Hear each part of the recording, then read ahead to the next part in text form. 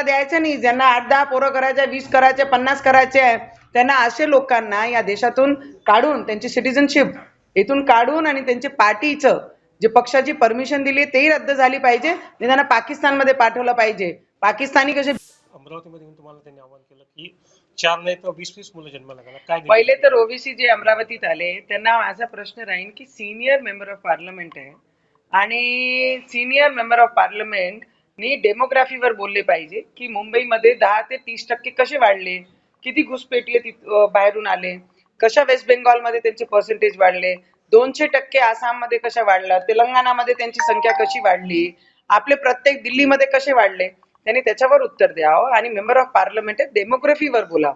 आणि त्यांना माझा प्रश्न राहणार आहे की जेव्हा त्यांना म्हणतोय आपण की संविधान पुढे राहील की इस्लाम राहील, तर ते सरळ म्हणतात इस्लाम पुढे ठेवू, संविधान आम्ही पुढे ठेवणार नाही. आम्ही या मातीचे माणसं आहे आणि इथे जन्माला आलो आणि त्याच्यासाठी शेवटचा श्वासी सुद्धा या हिंदुस्थानसाठी देणार आहे.